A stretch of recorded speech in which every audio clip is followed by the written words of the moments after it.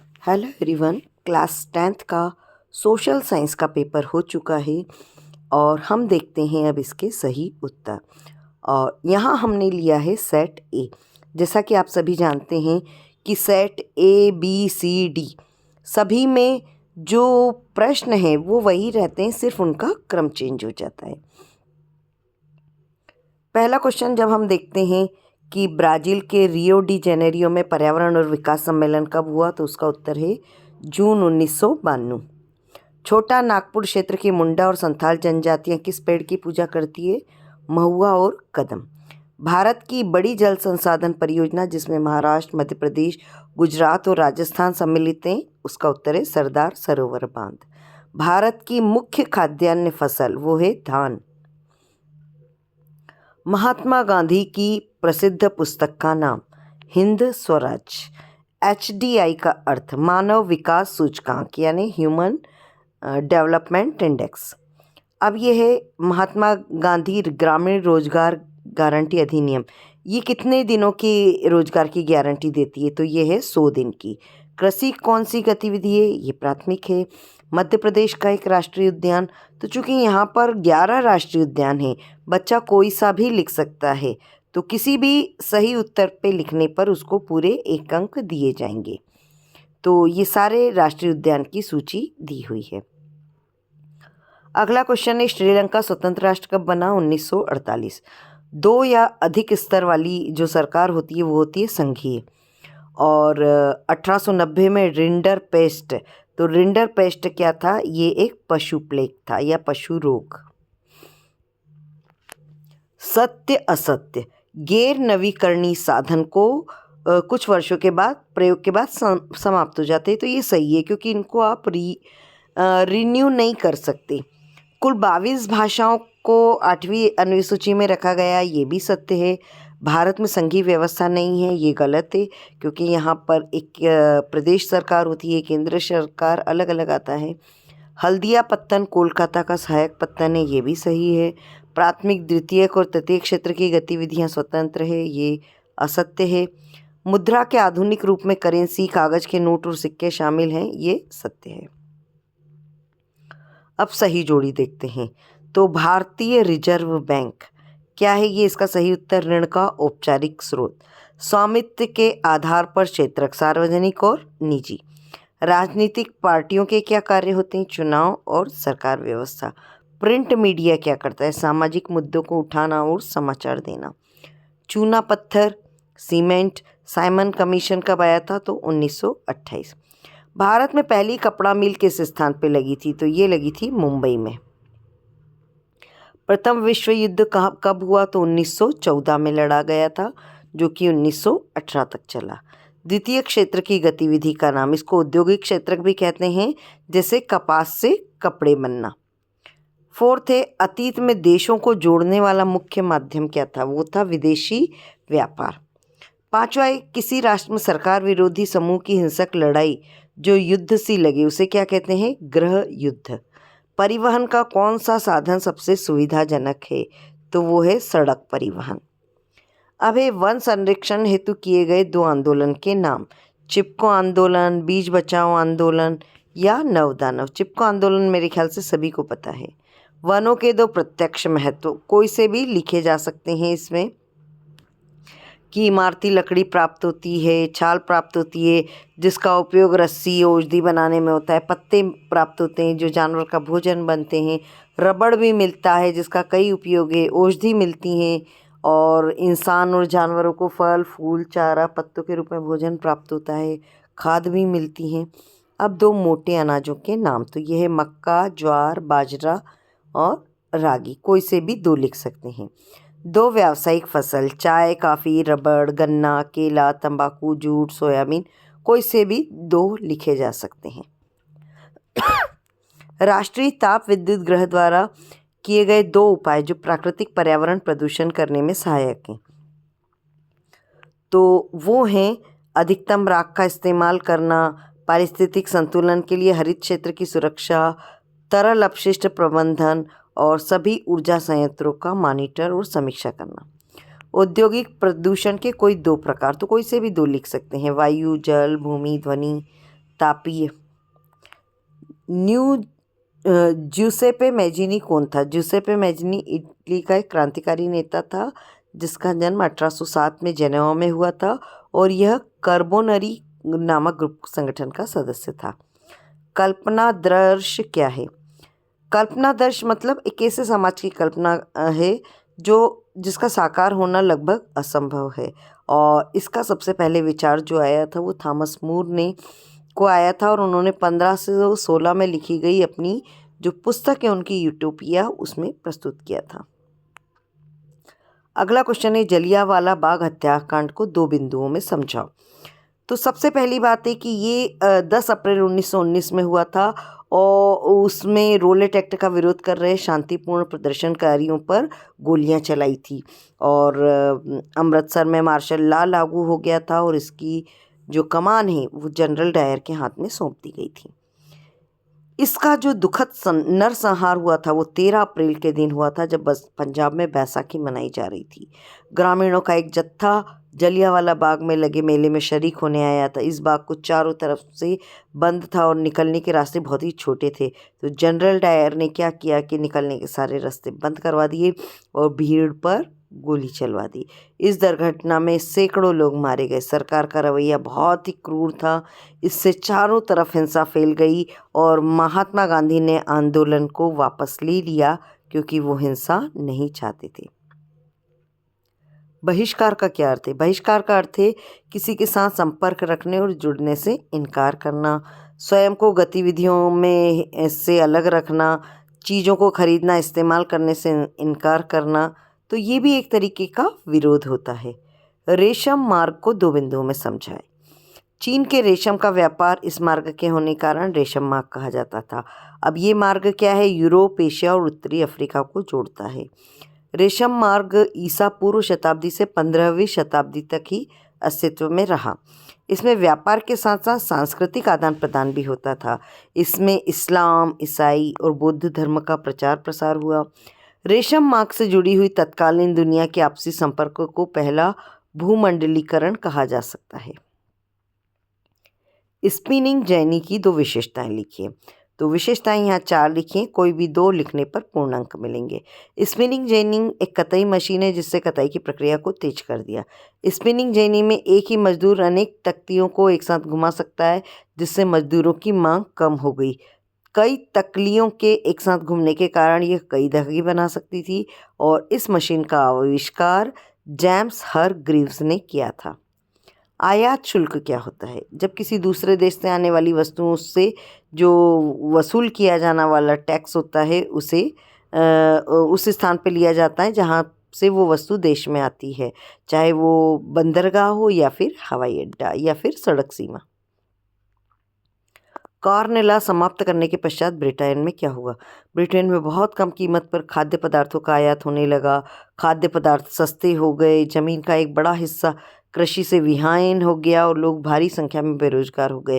काम की तलाश में लोग बड़ी संख्या में शहरों की ओर पलायन करने लगे। अब है प्रिंट मीडिया का महत्व। तो प्रिंट मीडिया में मुद्रित सामग्री के विभिन्न रूप शामिल है, संचार विज्ञापन के लिए महत्वपूर्ण होते हैं, और इसमें भौतिक प्रकृति एक स्पर्शदी अनुभव प्रदान करती है जिससे दर्शकों के साथ एक मजबूत भावनात्मक संबंध बनता है। प्रिंट मीडिया अन्य मीडिया माध्यमों की तुलना में एक सस्ता, सुलभ और विश्वसनीय माध्यम होता है जो हर किसी की पहुंच में है। कोई भी समाचार पत्र 5 रुपये में मिल जाता है जिसे कोई भी सामान्य व्यक्ति आसानी से खरीद सकता है। महिलाओं पर मुद्रण का प्रभाव। मुद्रण संस्कृति के विकास के साथ ही महिलाओं की जिंदगी के बारे में लेखन में ईमानदारी और संवेदनाएं बताने लगे। हिंदुओं को लगता था कि महिलाओं को पढ़ाने से वो विधवा हो जाएंगी। मुसलमानों को लगता था उर्दू की किताबें, रोमानी जो रोमांस वाली किताबें वो पढ़ के महिलाएं बिगड़ जाएंगी। पूर्वी बंगाल की एक महिला रस सुंदरी देवी ने छुप छुप के पढ़ना प्रारंभ किया और अपने जीवन पर आधारित आमार जीवन नाम की आत्मकथा लिख डाली। कैलाश वासिनी देवी ने महिलाओं के अनुभवों को संकलित कर 1860 के दशक में प्रकाशित करना शुरू किया। उर्दू, तमिल, बंगाली और मराठी के मुद्रण पूर्व से विकसित हो गए। राम चड्ढा ने औरतों को आज्ञाकारी पत्नी बनने के गुर सिखाने वाली पुस्तक स्त्री धर्म विचार लिखी और मुद्रण आने के बाद से स्त्रियों के जीवन में सकारात्मक परिवर्तन आने लगी। भारतीय समाज के अनुसार आदर्श नारी के 2 गुण, पहला है सहनशीलता, कि उसको धैर्य और सहनशीलता बनानी चाहिए। समर्पण, उसका जो समर्पण है वो परिवार, पति और समाज के प्रति रहना चाहिए। और भी हो सकते हैं दया, करुणा, प्रेम, स्नेह, ज्ञान, शिक्षा, जिम्मेदारी, आत्मसम्मान, सच्चाई, ईमानदारी, ये सब भी हो सकते हैं। नारीवादी आंदोलन क्या है? महिलाओं को समान अधिकार दिलाने के उद्देश्य से होने वाला आंदोलन नारीवादी होता है। लोकतंत्र का महत्व, भाई ये समानता और न्याय दिलाता है, स्वतंत्रता दिलाता है, सबको अपनी राय व्यक्त करने का, संगठन बनाने का अधिकार होता है।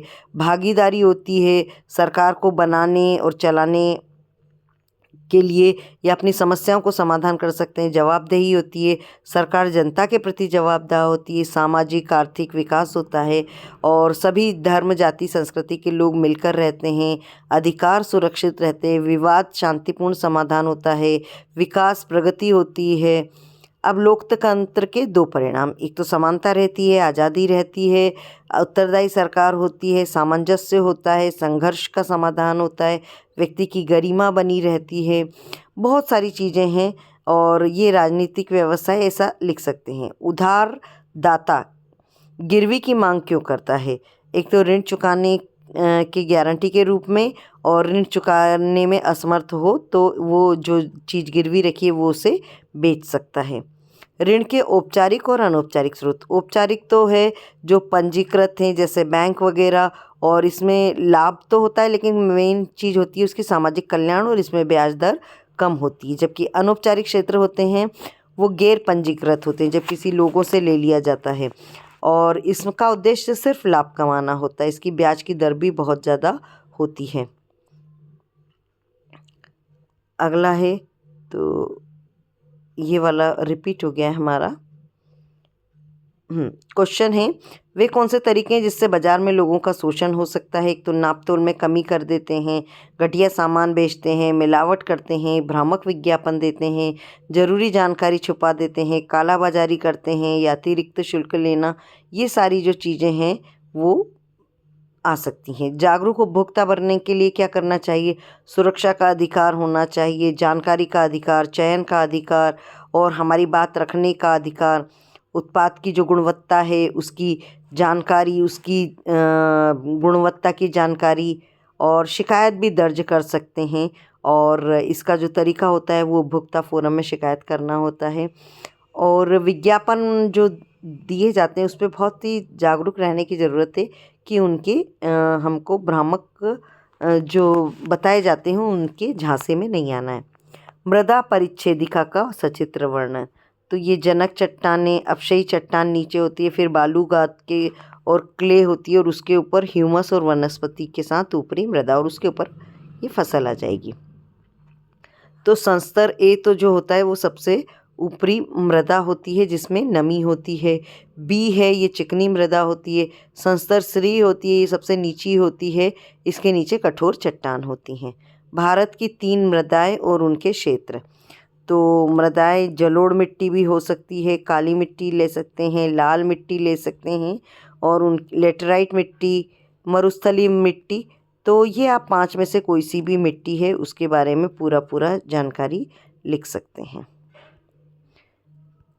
फिर है पर्यावरण निम्नीकरण की रोकथाम कैसे हो सकती है? कि भाई वर्षा जल संग्रहण करें, जल का पुनर्चक्रण करें, और नदी तालाब में पानी इकट्ठा किया जाए, और चिमनी जो है उसमें निलंबित जो कण है वो हवा में नहीं पहुँचे। आधारभूत उद्योग क्या होता है? तो वो उद्योग जिनसे प्राप्त उत्पाद या अन्य उद्योगों में कच्चे माल के रूप में उपयोग किया जाता है, जैसे लोहा इस्पात।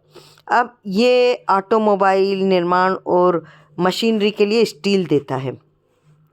ऐसी केमिकल्स के लिए पेंट वाला, तांबा का गलाने वाला और ऊर्जा उद्योग, तो ये आधारभूत है। राजनीतिक दलों को सुधारने के लिए किए गए प्रयास को के बारे में बताना है। एक तो ये दल विरोधी जो है कानून होता है कि मतलब आप चुनाव के बाद में विधायक या सांसद बन गए तो उसके बाद आप पार्टी नहीं बदल सकते, और अगर बदली तो आपको सीट खोनी पड़ेगी। संपत्ति का मामला, कि चुनाव लड़ने वाले प्रत्येक उम्मीदवार को अपनी संपत्ति का विवरण देना होता है। आयकर रिटर्न ये भी बताना पड़ता है कि उन्होंने आयकर दिया है। तो और क्या क्या चीज़ें हो सकती हैं जो जारी करनी चाहिए, वो भी सुझाव दे सकते हैं। राजनीतिक दलों की चुनौतियाँ क्या हैं कि भाई एक तो ये निर्णय लेने का अवसर सबको नहीं मिलता। कई कई पार्टियाँ ऐसी है जहाँ पर वंशवाद चलता है, कोई कोई पार्टी ऐसी होती है जहाँ पर पैसा या अपराधी लोग होते हैं, कोई कोई पार्टी ऐसी होती है जहाँ पर कोई राजनीतिक विकल्प की तलाश बनी रहती है। और सड़क परिवहन और रेल परिवहन की तुलना। तो सड़क परिवहन अधिक लचीला होता है, लागत सड़क में भी कम होती है, दूरी भी छोटी होती हैं, तेज ज़्यादा चलता है। और पर्यावरण का देखें तो सड़क वाला जो है वो ज़्यादा प्रदूषण करता है। उपलब्ध ये हर जगह होता है और उपयोग इसको कोई भी कर सकते हैं। और लेकिन बड़ी चीज़ों के लिए उपयोग के लिए रेल परिवहन का उपयोग करते हैं और लंबी दूरी के लिए। जल परिवहन और वायु परिवहन को बताएं तो जल परिवहन ये नदी, झील, समुद्र के माध्यम से, और साधन ये स्टीमर, पानी के जहाज, ये सब आ जाएगा। वायु परिवहन का है हेलीकॉप्टर वगैरह से कोई चीज़ ले जाना, और इसका उपयोग आपातकाल में ज़्यादातर किया जाता है। साइमन कमीशन दांडी मार्च, भारत छोड़ो आंदोलन के बारे में बताना है। तो साइमन कमीशन ये था कि इसमें ये निर्णय लिया गया था कि 10 साल बाद सुधारों का मूल्यांकन किया जाएगा, और इसके लिए सरकार ने भारत में कमीशन भेजा जिसका नाम साइमन था। और ये 1928 में जॉन साइमन की अध्यक्षता में ये आया था, और इसका उद्देश्य तो ये था कि भारतीय के हितों की देखभाल करना, लेकिन इस कमीशन में एक भी भारतीय नहीं था, इसलिए भारतीयों ने इसका बहिष्कार किया और साइमन गो बैक यानी साइमन वापस जाओ इसके नारे लगाए। और जब आयोग लाहौर पहुंचा तो काफ़ी लोग प्रदर्शन कर रहे थे, और उसमें प्रदर्शन करने वाले में लाला लाजपत राय थे, जो पुलिस के लाठी चार्ज से घायल हो गए और फिर उनकी मृत्यु हुई। दांडी मार्च क्या था कि एक गांधी जी ने पत्र लिखा था कि नमक कर को समाप्त करें, और नमक एक आवश्यक खाद्य पदार्थ है, तो इस पे कर नहीं लगाना चाहिए। तो इसलिए उन्होंने ये कहा था कि ये कर हटाना नहीं अगर बंद किया तो वो एक सविनय अवज्ञा आंदोलन शुरू करेंगे। और उन्होंने अपने साथ 78 लोगों के साथ दांडी या नमक मार्च की शुरुआत करी। चूँकि ये दांडी से शुरू हुआ था तो ये दांडी मार्च कहा जाता है। 24 उन्होंने साबरमती से करा था, साबरमती से करा था और दांडी तक की दूरी तय की थी। तो ये पूरा जो है जब 6 अप्रैल 1930 को दांडी पहुँचे और उन्होंने उसका कानून का उल्लंघन करके और नमक का निर्माण किया, तो यहीं से सविनय अवज्ञा आंदोलन की शुरुआत हुई। भारत छोड़ो आंदोलन, तो ये सभी जानते हैं कि भारत छोड़ो आंदोलन कि प्रत्येक भारतवासी को चाहिए कि वो 1942 से जो आज़ादी के लिए सबसे महत्वपूर्ण आंदोलन रहा, कि इसके बाद से ब्रिटिश सरकार को ये विश्वास हो गया था कि अब हम इनकी मांग को ज़्यादा उपेक्षित नहीं कर सकते हैं। और यही जो है भारतीय स्वतंत्रता के इतिहास में महत्वपूर्ण था। सत्याग्रह पर महात्मा गांधी के विचार क्या थे कि सत्य पर जोर देते थे, और प्रतिशोध या बदले की भावना के बिना करना, उत्पीड़क शत्रु को नहीं बल्कि हिंसा की अपेक्षा सत्य को स्वीकार करने में होती है। असहयोग आंदोलन की शुरुआत 1920 में हुई। अहिंसा का सिद्धांत, चोरी चोरा घटना, फिर गांधी जी दुखी हुए क्योंकि वो चोरी चोरा में पुलिस थाने पर भीड़ ने हमला किया और पुलिसकर्मी मारे गए। फिर आंदोलन वापस लेने का फैसला लिया गया। और एक ये मानचित्र है, तो इसमें अलग अलग जगह पे ये जो दिया गया है कि मुंबई हाई बताना, वो ये है, ये रहा दिल्ली, ये रानीगंज और ये तूतीकोरिन। और अगर दूसरा देखते हैं तो डिगबोई ये रहा गोवा, ये लक्षद्वीप और ये है दुर्ग। तो ठीक है, ये यहाँ तक आपके पूरे सही आंसर्स थे। होप आप इसको चेक कर लेंगे। Thank you students.